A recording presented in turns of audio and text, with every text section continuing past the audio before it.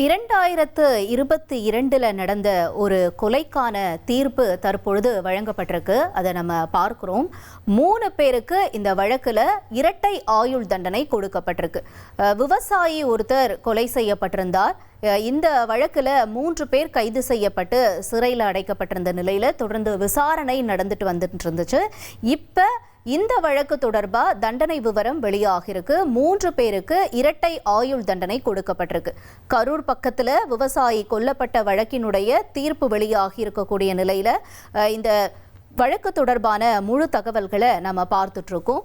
கரூர் மாவட்டம் புகழூர் தாலுகா குப்பம் பகுதியை சேர்ந்த விவசாயி பேரு ஜெகநாதன்.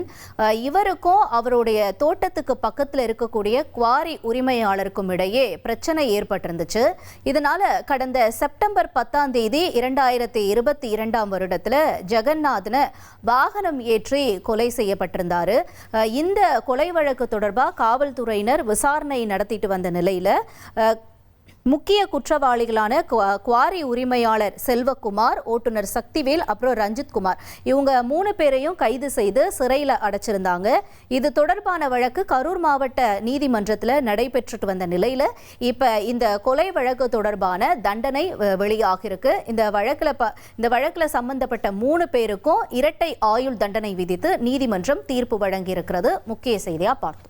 1,28,00,000 மனங்களை வென்ற தந்தி டிவி யூடியூப் சேனல். தவிர்க்க முடியாத தம்ப்நெயில், கலக்கலான கான்டென்ட்ஸ். நீங்களும் இந்த குடும்பத்தில் இணைய இப்பவே சப்ஸ்கிரைப் பண்ணுங்க. அசுரபலம் கொண்ட எங்கள் டிஜிட்டல் கரங்களில் உங்கள் விளம்பரங்களை சேர்க்க வாட்ஸ்அப் பண்ணுங்க. 8939888838. Email advtthanditv@dttv.in.